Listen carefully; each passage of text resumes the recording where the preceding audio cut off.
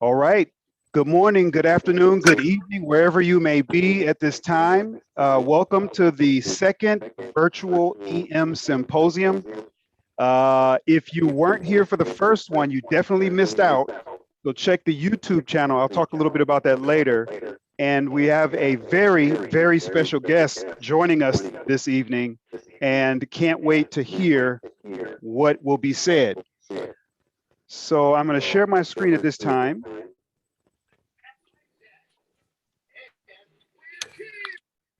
All right.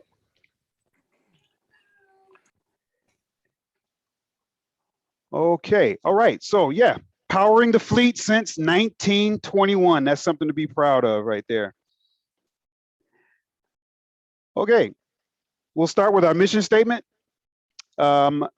The mission statement is the virtual EM Symposium develops and strengthens active component and reserve component electricians mates by improving community effectiveness through networking, through training, and through knowledge management between master, apprentice, and journeyman level EMs fleet-wide. Doesn't matter if you're conventional EM, nuke EM, sub EM, if you are an electrician's mate in these United States Navy, this symposium is for you, and this is our mission statement. Okay, on today's agenda, we'll be talking about new business right after the welcome. And I'm going to turn it over to our special guest, who's going to cover two topics, and then we'll get right into the Q&A session. Then I'll close it out with a few closing remarks. All right, so again, welcome, welcome, welcome to one, welcome all. Whether you're on the East Coast, West Coast, Spain, Yokosuka, wherever you are, we're glad that you are watching this. And we want you to make your comments in the comment section, either on the YouTube channel or the EM community page on Facebook. All right, on to new business. It's official. The NSTM Chapter 300 Revision 10 is here, y'all. It's dated 17 August 2021, but it was released about 2 weeks ago on TIDMIS. So there's a lot of changes from this one. This goes back to 2012, I think. And there were 111 paragraph changes, 19 table updates, and 2 figure changes. That took place. There's a lot of changes since the last revision in 2012, including a few TEMDRs. If you're not sure what TEMDRs is, that's the Technical Manual Deficiency Evaluation Report. When folks find an issue with the NSTM 300, they send in their corrections or their recommended changes to NAVSE, and they make those updates if they are validated. All right. Next, one of the biggest changes that they made in the 300 for this time is they addressed some underrated PPE concerns for DC systems in the fleet. And so for the nuke EMs out there, they overhauled the entire certification procedure for VPI. That's the vacuum pressure impregnation for you motor rewind techs out there. So they updated the requirements, and they lowered the 1,000 volt and above level. They decreased it to 700 volts for adequate PPE. So look out for those changes, and make sure you are up to speed with that. Next up, there's a few changes in Appendix G. That's the safety supplement. As you can see by the highlighted portion, this is new data from 2011 to 2021. So please be attentive to that. Expect a fleet-wide message to be released by Chris Abadia. He's the technical warrant holder over at NAVSE. He's going to be sending out some kind of mass message any day now. So just stand by for that. And then I'm sure it will hit the streets and spread like wildfire. So hit up TIDMIS, and download your copy now. Get your tech librarians to download the copy so that your ships or your commands will have the latest and greatest copy. Speaking of TIDMIS, I want to make sure you guys are aware that on September 30th, TIDMIS, the Technical Data Management Information System, is being transitioned to something called Modeled Base Product Support, MBPS. Look out for that. So where they're sundowning TIDMIS and they're sun-upping MBPS, Modeled Base Product Support. In order to support the transition and in the sunset period, TIDMIS will not establish any new accounts after 1 September. And so if you need a copy of the new NSTM 300 Rev 10 or any other pub, you'll need to get with someone who already has access to TIDMIS. After September 30th, you can request access to MBPS. All right. All right, next up, it's exam season. Yes, it's exam season. Some of you may have already taken the exam. Others are waiting for it. And just want to say good luck to all the EM1, EM2, and EM3 candidates out there. With COVID-19 and social distancing, the Navy's given commands up to 2 weeks now to administer exams rather than the traditional one-day fleet-wide. So please take advantage of this. Get into NSIPs, make sure your EAWs, your enlisted advancement worksheets, are accurate and signed. And if you have any issues, talk to your chief, ask the chief, get the ESO involved, Education Services Officer. What else? It's also CPO board season. The reserve component released their results about 3 weeks ago, and they made 11 new EMCs. So congratulations to those RC electricians out there. For the active component, the board eligibles, the CPO selection boards convened on 9 August and is scheduled to adjourn tomorrow. So good luck. Expect to see a NAV admin a few weeks after tomorrow. Congratulations to EMN1SS Matthew D. Golden from USS Alaska SSBN 732 Blue Crew. Wow, that's a mouthful. He was selected as the Commander Submarine Force Atlantic's Sailor of the Year. I don't know if he's on right now, but if you know him or you have his email address, send him a congrats. Good job, EMN1 Golden. And I gotta send a special shout out to EMCM Neil Guan. Yes, he was the only one selected for conventional EM Master Chief this year. There was also 1 sub EM and 4 nuke EMs that made Master Chief. Congratulations to all of you. Great job. So congratulations to our newest EM Master Chiefs and EM Senior Chiefs. Good luck to all the EMC candidates out there. Remember this, if you make EMC or any promotion this year, please know that means that you made it during the 100th anniversary of the EM rating. Yes. Speaking of celebrating 100 years, this is the new official EM Navyversary Centennial coin. If you want this coin, you need to stick around to the end and I will make available 2 methods to purchase these coins. If you look very carefully at the display screen, you'll notice something special. The year 1921. Yes, that's the year that the EM rating came to life. And if you notice the rotary dial in the middle of the meter, that's an EM logo. And on the back, there's a tiny little box there. Those will be serialized. That's right. So there will be 100 available, and we're going to do pre-sales for the first 50. If you purchase, if you're one of the first 50, if you purchase this coin, it'll only be $19.21 to celebrate the year we came into existence as the EM rating. After that, after the 50th sale, they're going up to 25 bucks. So you don't want to miss this opportunity to get a unique, a truly unique coin and have it as a keepsake at the low price of $19.21. I talked to a few buddies and they said they would give 30 bucks for this thing. And I said, well, wow, I'm going to be modest and charge 25. But guess what? You can get it for even cheaper, $6 cheaper if you get it, if you're one of the first 50 for pre-sales. So stick around to the end. Make sure you get that information for PayPal and Cash App. All right. I think this is the last thing. So if you're new to this symposium, here's a quick recap from the symposium that we held in May. That was our first virtual symposium on Zoom.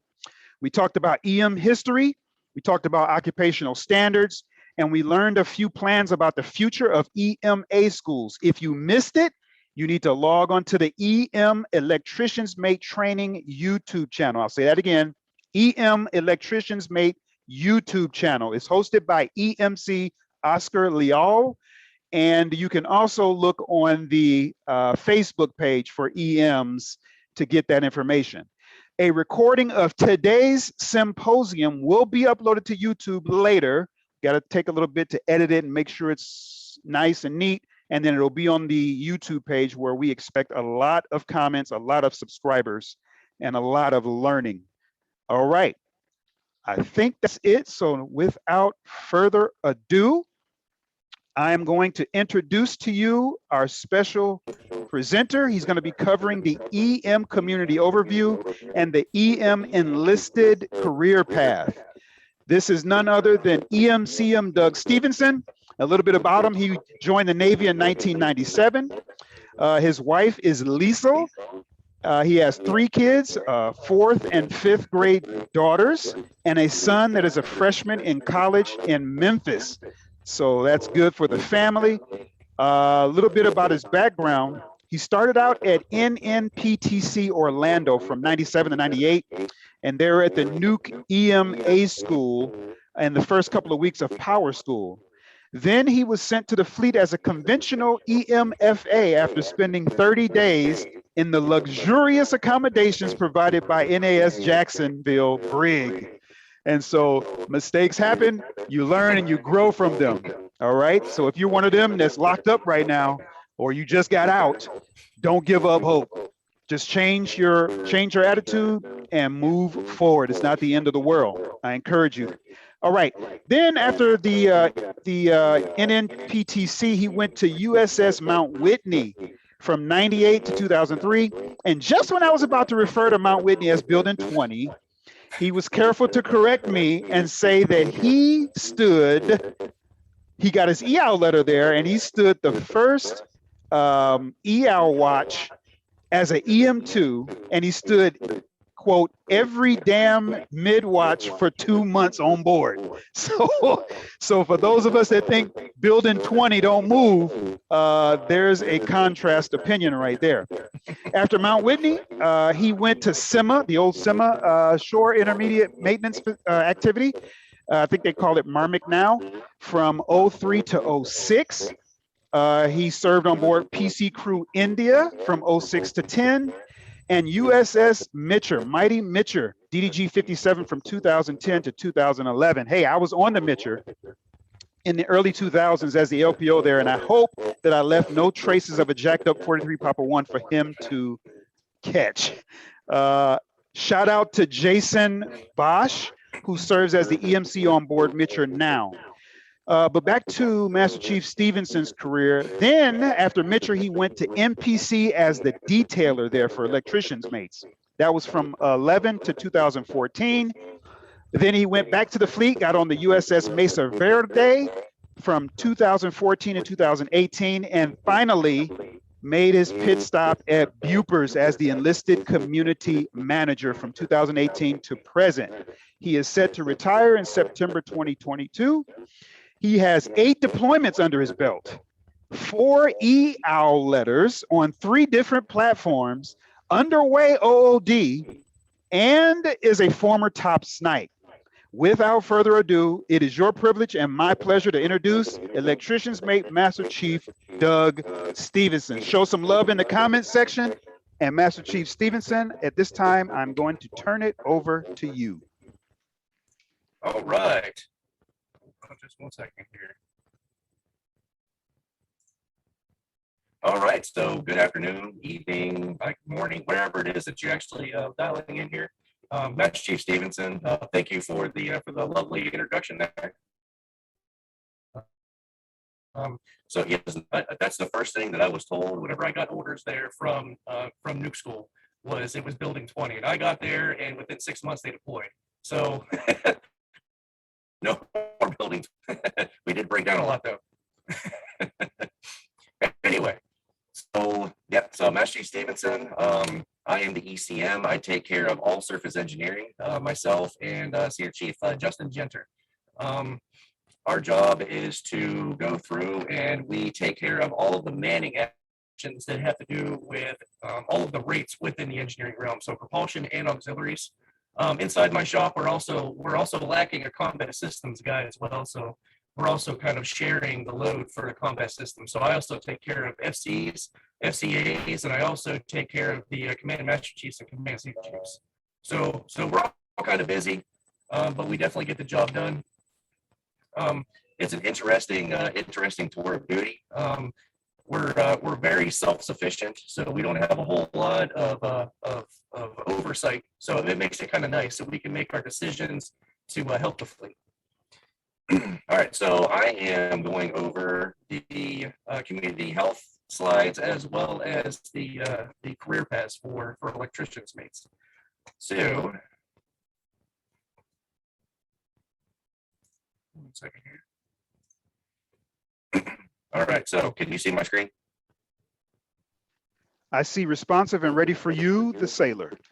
All right, excellent. All right, so anytime that you want to get a hold of anybody at NPC, that doesn't matter whether it's a detailer or an ECM, your first place to stop is going to be, this took the place of the NPC website. Apparently the Navy didn't pay their bills and they had to switch over really fast to My Navy HR. So if you point your browser to mynavyhr.navy.mil, you're going to come in here, and the first place you want to go if you want to get to me is going to be career management. So career management, you're going to go down here to the community management and then enlisted. You'll see the little dial up there, the little radio buttons come out here. I'm going to hit up surface engineering. So as an ECM, I'm also the web author for this page as well as any of the engineering pages. So if you have any changes that you see as you're tooling around on these to get information, please let me know. All right, so for electricians mates, you want to go over here to EM. It goes down through here, gives you what we do, general description, working environments, ASVAB requirements. We're not required to have a security clearance R. If you look over here on the right, I also have a Navy cool, and then our contact. So I can't put my email address down. There is something against the policy, Navy policy, that I can't put my email address directly down there with my name. But if you come over here, you can click, you can get a hold of myself, or you can get a hold of the FTS ECM as well, and we can answer your questions. We also have the email or the emails right here, and then of course the phone numbers. So first off, for the community overview and the career paths. So for career paths, I have the brand new career path. It hasn't been approved yet to get uploaded, but so you're going to get the first view of it. All right, can you see the EM career path? Yep. All right. Career path. Excellent. All right, so if you've ever looked at our career paths, you'll notice that it gives you your years of service over here and here, you know, your career milestones, what we expect you to be, your average time to advance. So this average time to advance, if you've ever looked at the any of the information, you're going to see that the average time to advance TIR is going to change year to year. It all depends on changes to our EPA or enlisted program authorizations, and I'll get more into that whenever I go through our health slides. So also in this section right here, you're going to go over commissioning or other special programs that you want to look at during that period, and seashore flow, as well as the typical path development. Now, this is not set in stone. This is just something that we want sailors to look at and say, hey, if I want to get from here to there, what are some of the things that I could look at to get myself to that point? Down here in the notes, you're going to go through, just just based on actually not record EM, which always kind of surprised me. We are a pack rating, so sailors can directly convert into the EM rating without going to A school, which kind of wreaks a little bit of havoc on us out in the fleet. If you're out in the fleet and you get a brand new sailor out there that's never been through any of the EMA schools, you got to go through and you got to give them a little bit of extra training. So special shore duty, A school instructors, ATGs, RMCs, your IMFs, and it's not required, but it helps if you do a recruiter or an RDC tour. I've never done a tour. I know of some that have, and they swear by them, and I know of some that have done them, and they said they hated them. So I guess it depends on what you want to do. Of course, then you got the group Bupers tours, NPC, Safety Center, InServe. Any of those are going to require some sort of special screening to go through there. And then, of course, down here on page 3, it's going to go through any of these special NECs that we have. I've actually loaded all of the NECs that EMs are going to carry normally on any of our platforms. One change that we're going to have to do, and that is going to be 763 alpha. 763 alpha is no longer a thing.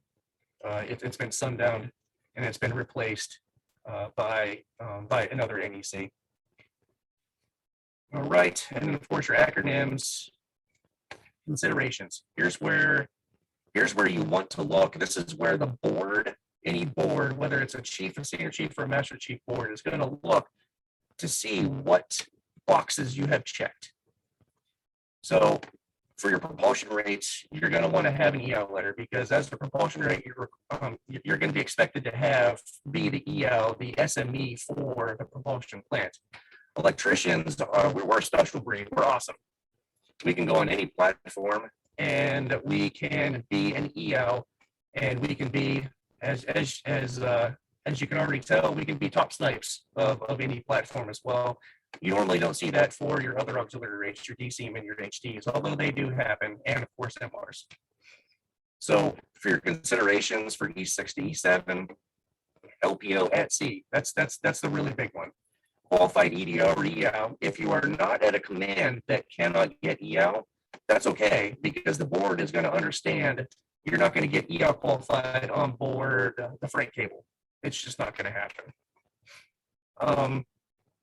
The Systemic or U35 Alpha, it's a plus, or a CDN or a Chief of the Watch on new platforms is going to be a plus. Also, at least one warfare pin, you've heard this all over. Deputy collateral with documented impact, right there. We don't want to have people that just have collateral duty collectors, that you're really into doing your rate no good. But if you have 1 or 2 command collaterals with documented impact, that's perfect. Of course, in your basic qualifications, involvement within, really hard to do. You're an engineer, you're down in the pits, but you're going to have to get some sort of involvement, whether that is going out to a burger burn or getting involved in your community whenever your other first classes get out there. Just get some sort of involvement. And then for your shore assignments, RDC, it's always guaranteed to either break you or make you. Some service in your spec war, expeditionary warfare, and rating instructors. They're all billets, all screen billets.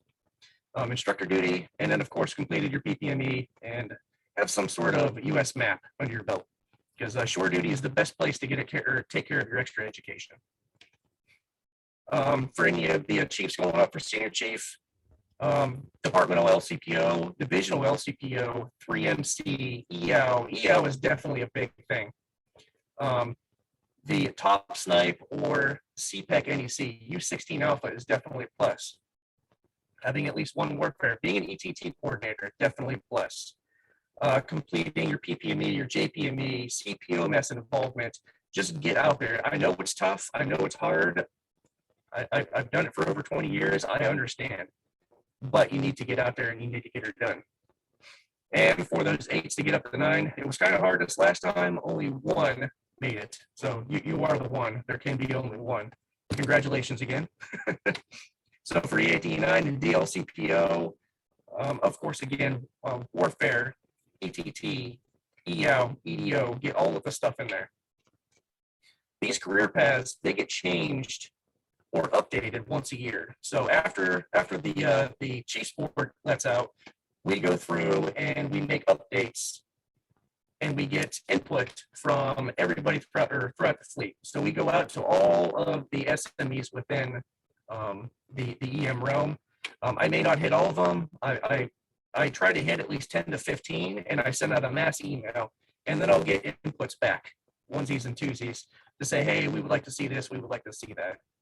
Just little changes here and there. Most of the time, it's going to be changes to NECs or maybe removing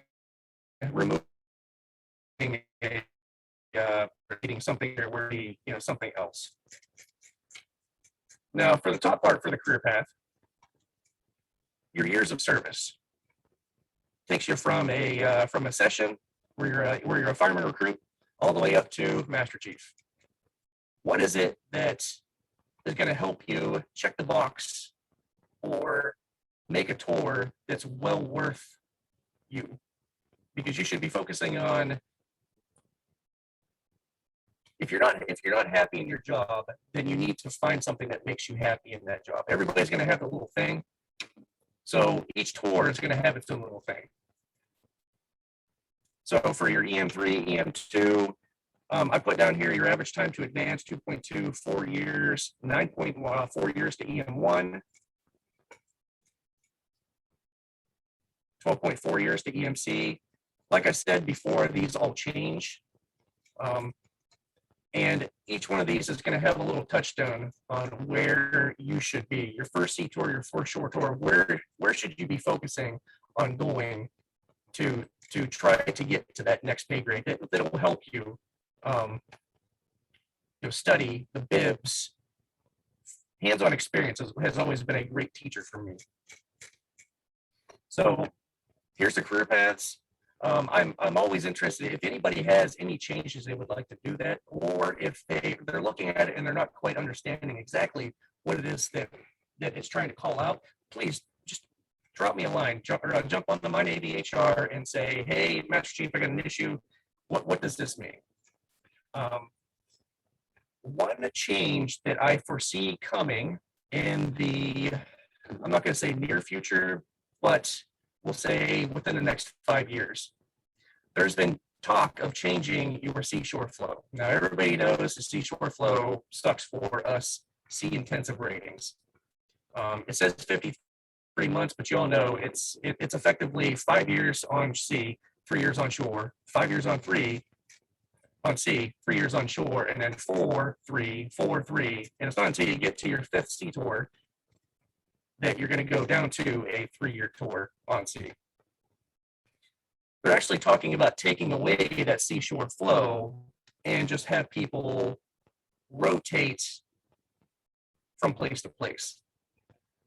It's going to work. I'm not quite certain, but they're actually they're trying to get feedback from the fleet to find out exactly what people would see or what people will see in a perfect flow or a time thing to it. So that's one of the changes that's coming. All right. So also on the My Navy HR, I was showing you a little button right there. The next thing is going to be is our community health quads. I am constantly getting questions on these. This health quad is going to give you basic information. It actually kind of help you know if there's a possibility of you maybe possibly getting an SRB in the future, or what your advancement opportunity may look like. All right, so looking up here on the right-hand side, this is your force structure manning. This is all of the operational commands. This is sea commands and shore commands. Sea on this side, shore on this side. So as we go down through here, this is going to be one of the first places I look to see if somebody is asking if they can convert out or convert in. So I'm going to look over here on C. If somebody wants to convert out or convert in with an E5 or E6 pay grade, I'm not necessarily going to say yes right off the bat. I'm going to have to look and drill down.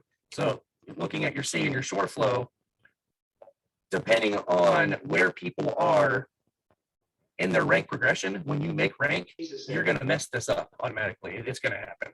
So we're never going to have a perfect sea and shore balance back and forth, but we want to have it as close as possible.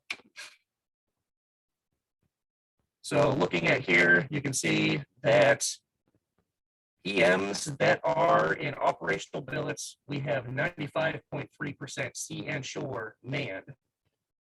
But if you look down here for FY22 manning, we're actually sitting at 100%, or FY21 manning, we're actually sitting at 100%, right? Whoa, whoops. So 100%. Oops. 1 second. So this 100% right here tells you that we have people that are in training, we have people that are limb due, we have people that are pregnant. So 4.7% of the electricians are not distributed to the area that are operational. So that's gives you a little understanding of that right there. Advancement opportunity right here. So electricians mate, we're actually sitting a little bit better than the all Navy average on most of our pay grades, all the way up through, except for C9, because we only made one this time. But we're actually doing quite well. Zone manning. Here is the big thing that you want to look at for quad ball SRBs. So for a while, Zone A was extremely overmanned. It was extremely overmanned. But we got the manning back in there, and I was able to get Zone A SRBs back reinstated, and we were good to go for a while. Now, Zone B, we cannot have quad ball. That's why if you look at our SRBs, you're going to see Zone A is going to have an SRB for all quad ball, but Zone B and Zone C will have SRBs that go into the NECs that we find as they're undermanned. And I would love it if I could give an SRB to every NEC that the electricians can have. But the bean counters look at how many NECs are being held in the fleet versus how many billets there are. So say that I have 500 electricians that have the U35 alpha, but I only have 200 billets that they can be detailed into. Well, that tells the bean counters that NEC is overmanned, so you don't need an SRB to get more people to take that SRB or that NEC. All right, over here in the left-hand side, you see this red line, and there's going to be a black line right underneath it, and you'll see this. This is the EPA line that we try to man each one of our pay grades to, our pay bands to. EPA, Enlisted Program Authorizations, is what it gets signed 2 times per year, once in the spring and once in the fall. EPA is going to change based on how many shore commands we have and how many sea commands we have. Now, there was an uproar and a disturbance in the force whenever the advancement results came out. Everybody saw that, and don't believe me, so did the ECMs. We knew that this was coming, and it kind of hurt our souls to have to put this number out. That number changed. These numbers change whenever ships are decommed or squadrons are decommed. Now, if you think about it, every rate took a hit throughout the Navy. I mean, I think that we only made one BM3, if I remember correctly. Don't quote me off that. But if you look at, we had the Bonhammer Shard is being decommissioned in this year and next year. You have LCSs that are being decommissioned next year and the year following. You have all these other CGs that are being decommissioned.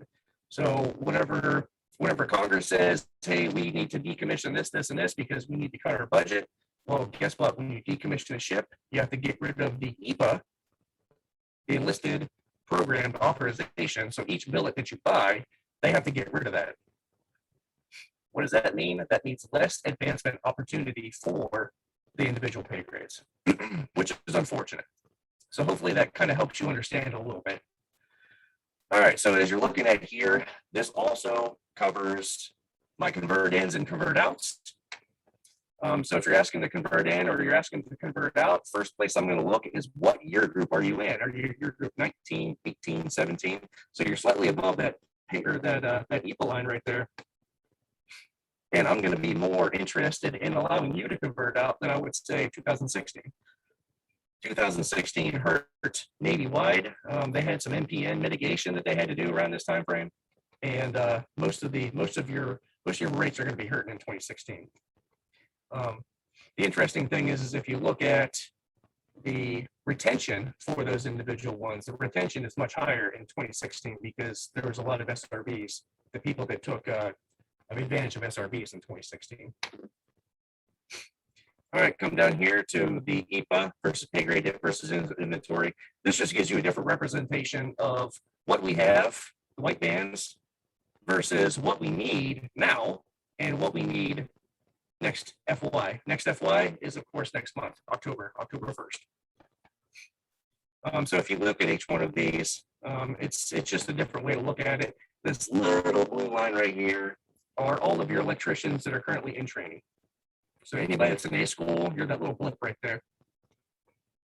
And that also shows you down here for inventory. So the inventory of your E1 through E3 is actually 223, and that's because there are 32 that are work in progress or WIP. All right, now, I talked about earlier, you can look at one of these and show what your possible advancement opportunity may be. So remember, we advanced from top down.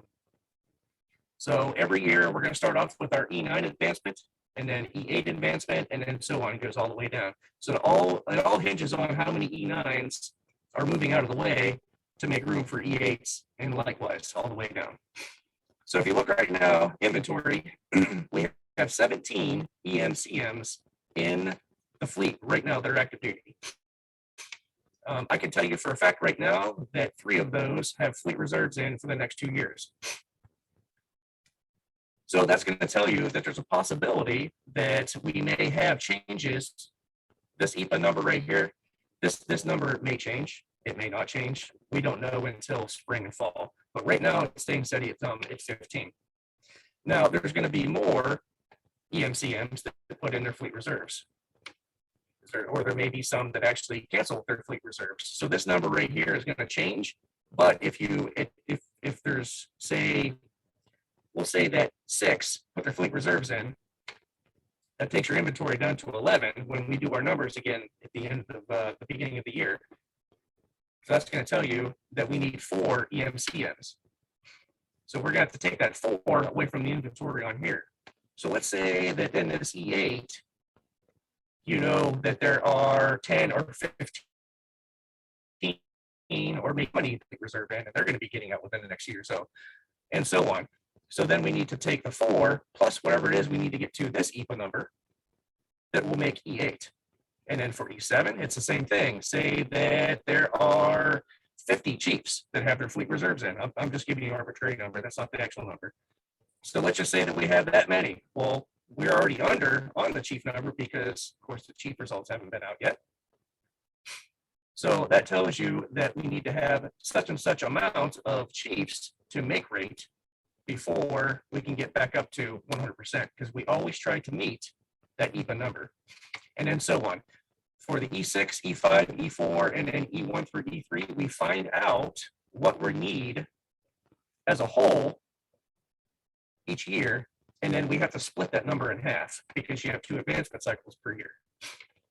So looking at these numbers, and if you can do the backwards math, you can see with changes in the EPA from year to year that we may have growth, we may have it goes backwards. So you may have like a recession in your growth. Every year is different. Sometimes you're going to have more, sometimes you're going to have less. This just happened to stink this year just because of the number of ships that were being decommissioned, and that hurt us. So, and then of course, if you look on the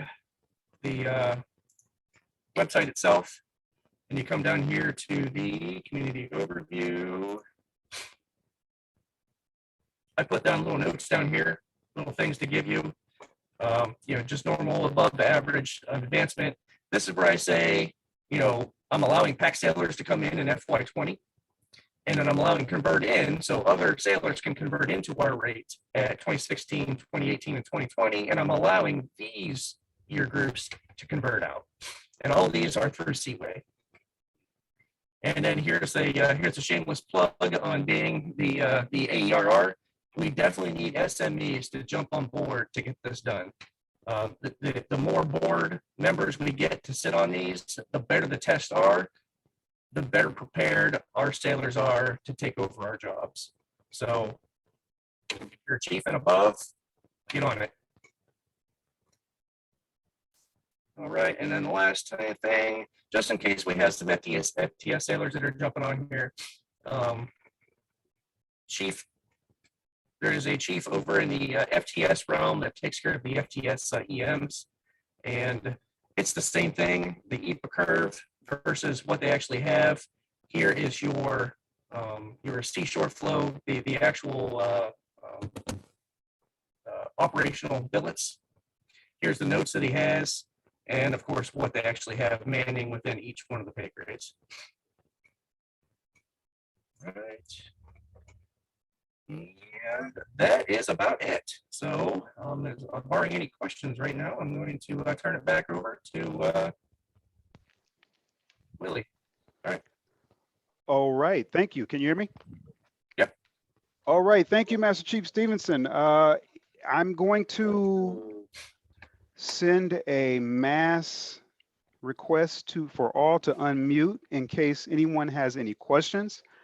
Of course, this is an opportunity to speak directly with your enlisted community manager. So this is a unique opportunity. Take advantage of it now. And if you don't have any questions, I got a couple.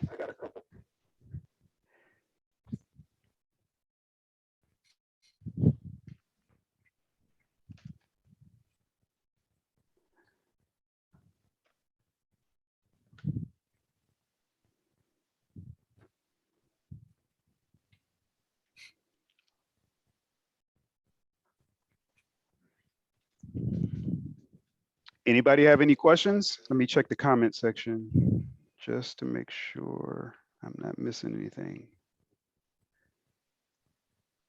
When you mentioned the freight cable, somebody said, "Who y'all building 40?" That was EM2 Forshaw in Guam. Or building 39. Or building 39. All right. Also, I want to make everybody aware that we have Master Chief Harold McMillan. He's joining us from his backyard. Microscopic view there. But if anybody has, say that again. I'm at home now. Oh, okay. It looks like you're on Honey, I Shrunk the Kids. Yeah, feeding the kids. Oh, right. Awesome. I thought it was a really good presentation. A lot of questions got answered right there. Master Chief Stevenson, he nailed it. From my time sitting on, 'cause I've done all the boards now. Leadership is a key factor, and make sure you're training your people.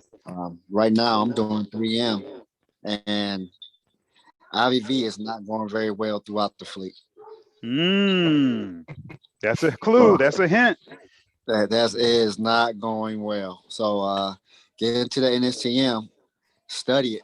Yes. Right? It's not a memory thing. It's a checklist for a reason. We don't expect you to memorize it. We expect you to follow it. Shocks are up, right? I wonder why. It all leads back to the IVV. Exactly.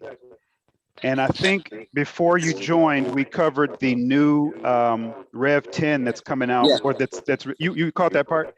Yes. Okay, got it. Yes. We're going through it right now with that fine-tooth comb. Just because someone's gonna catch us off and try to catch us off guard. Right. But hey, all I can say out there is there are no secrets to the board. It's all in the PowerPoints, and what you're doing right now is really good. Because because right now you have access to ask questions Mhm. to us right now. Take advantage of it.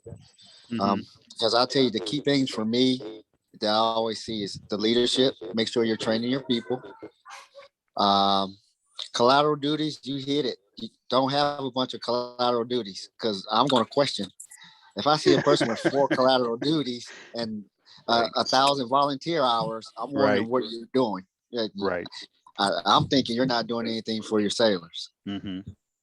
And then if I went to go look at your 3M program, it's probably doing bad. Wow. I'm not saying volunteer hours are bad, but really all you need is a 1 or 2 liner right down there on the bottom. Just do something like that.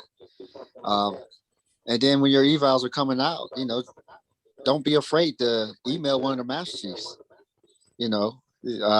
Ask how you should write it, especially if you're on a small board, you don't have access to a master chief. Mhm. I'm always at work. I Mm. mean, I travel, but I'm always answering my email. So if you want tips on how to write your eval, if you send it to me, I'll help you out. Mm. But I'm more than willing to do whatever we need because I'm one of those fleet reserve guys. I wasn't gonna say anything. Yeah, I wasn't either. Not my place. I'm going to get out the way for you. But, So I've enjoyed my time in, but hey, if you need help, let me know because all I want to do is give back right now. Right, right. Absolutely. Absolutely. Thanks for sharing that. We really appreciate that, Master Chief McMillan. There is life after the Navy. So don't plan your career and plan your retirement. Plan your separation if you're not going to retire, because there is life after the Navy. We have given you all skills that are invaluable out there in the civilian world. So please take advantage of that. All right, I'm going to share my screen and I'm going to wrap this thing up. We got about 8 minutes before we need to end, but I just want to give everybody or anybody another opportunity to ask questions during the Q&A set. There it is, during the Q&A session. Again, thank you, Master Chief Stevenson, for breaking it down for us. And thank you, Master Chief McMillan, for jumping in and offering your sage advice. All right, are there any questions? I'm monitoring the chat and I'm also looking at the screen for anybody to pop on and ask.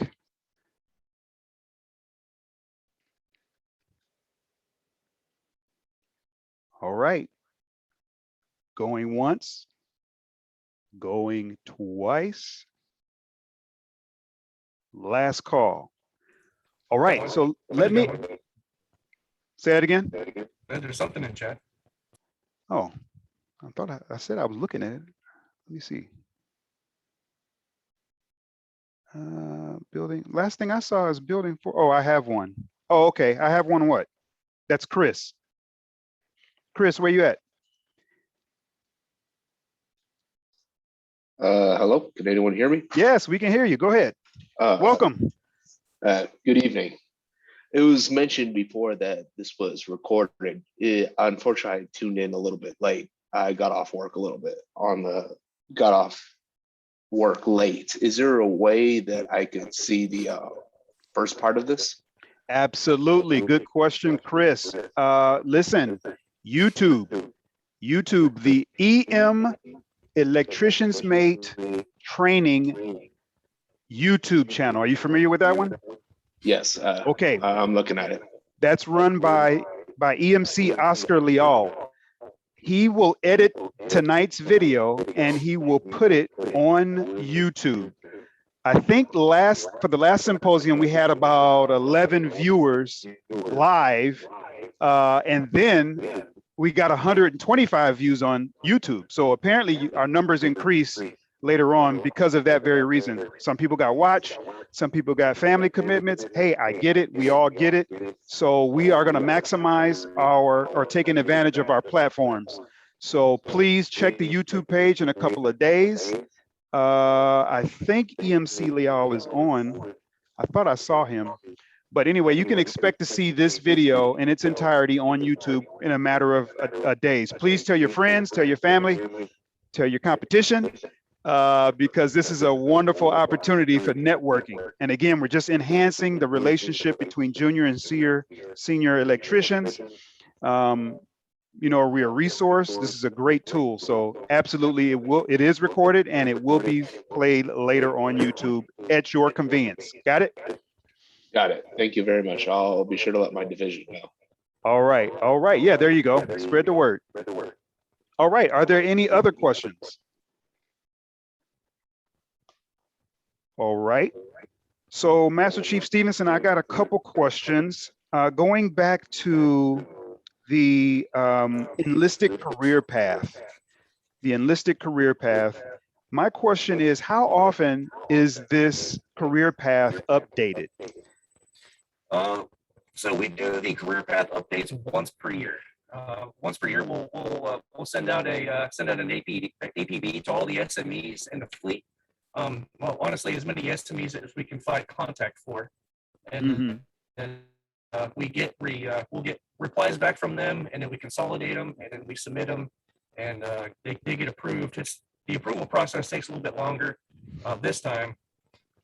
Because I believe they're taking what we have consolidated now and they're submitting it directly to the board for this year, and then we'll get all the updates put up.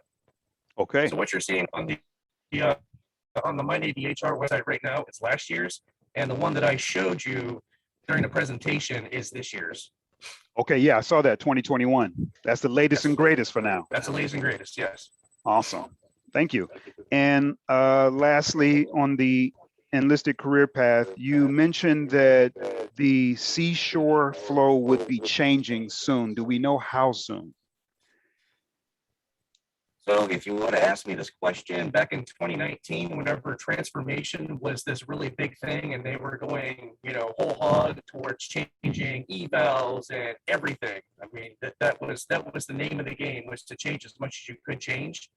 They finally dialed back on that, and they realized that sometimes change for change's sake is not necessarily good. But the seashore flow is not sustainable the way that it is. We're always going to have sea commands. So I would say probably within the next 2 to 5 years, they're going to start transitioning out of it, where you're not going to have a set tour length.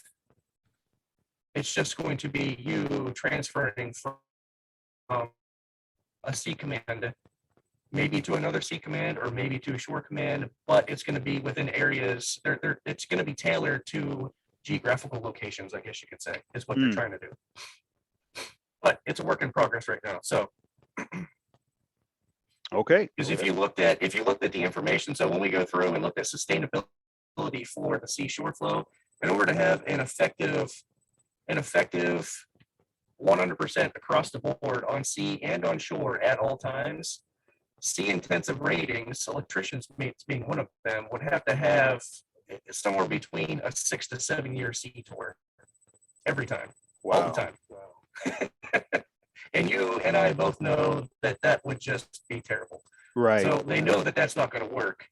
And the max L2 policy is a 5-year sea tour, followed by your 3-year shore tour. So they're trying to work different numbers. I mean, right now they're looking at it if you had multiple personnel entering and you had one sailor did a 2-year tour, one sailor did a 3-year tour, one was a 4, one was a 6, one was a 1, and how it would look from cradle to grave, it looks better than what it does right now with everybody on a 5 and 3.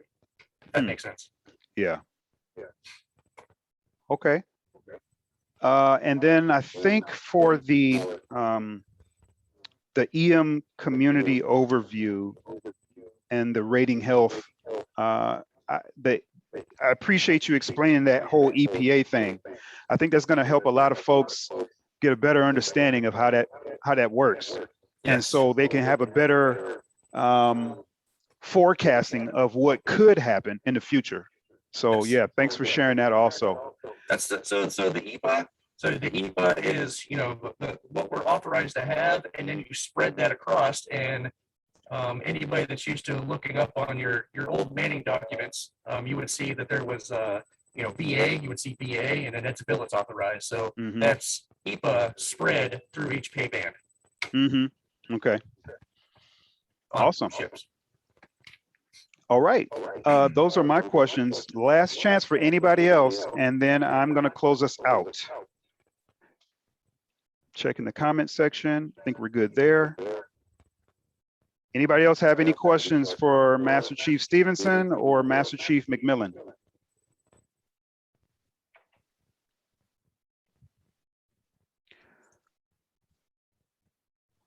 All right. That brings us to our closing remarks. Master Chief Stevenson, listen, thank you again for blessing us with your time, your energy, and your support. Master Chief McMillan, awesome job chiming in, and really appreciate your presence here. Again, we may not have a lot of folks on the line that may want to ask questions right now, but on the YouTube channel, feel free to leave your questions there. Even though the symposium will be over, we'll be monitoring that section of the YouTube channel. So if you have any questions there, please ask. Also, take advantage of the EM Facebook page. Get on there, ask your questions there, and it will be monitored. It will be answered. So thank you again, everyone, for joining us. All right, as promised, I'm going to mention this in celebration of our 100th anniversary, or Navyversary, I call it. These special coins, limited edition, official Centennial coins, are available for sale. We have pre-sales. We're selling them for $19.21 to the first 50 buyers. After that, they're going up to $25, and I believe they're worth every penny. So if you want this cool coin, please get your money into Cash App, get your money into PayPal, and reserve yours today. If you're using Cash App, use the $1921EM. And if you're using PayPal, you just have to use that link there. I've already dropped it in the EM Facebook page, the Facebook group, so you can click that link instead of having to write it down. I know that could be a headache sometimes. So you got two methods to pay for these pre-sales. Again, $19.21 for the first 50. After that, they're going up to $25, and that will be it. Just notice two things on this coin. Notice the digital display. It says 1921 in celebration of our 100th anniversary. Notice the EM globe as the rotary switch there on the front of the meter. And on the back, if you look very carefully, you'll see a tiny square box or rectangle. That will be for serialized numbers. So yours will indeed be special. So again, get on these as soon as possible. I have no idea how quick they're going to sell. All right, I think that's it. Okay. If you have feedback, if you saw something you liked, let us know. Leave it in the comment section on YouTube or Facebook. If there's something that you want to talk about, if there's a topic that you want discussed, please let us know on the YouTube page or on the EM Facebook page. Again, thank you everyone that joined us this morning, this afternoon, or this evening, whatever time zone you're in. And later on, view us anytime, as many times as you want on YouTube. All right, that is it for this symposium. Look out for the next one sometime in the first quarter of 2022. And if you have any other questions, you can email me at willie.e.scott@us.navy.mil. Again, that's Willie, WILLIE.E.Scott, SCOTT, @us.navy.mil. Blessings, everyone. And don't forget, be safe out there. All right, see you soon.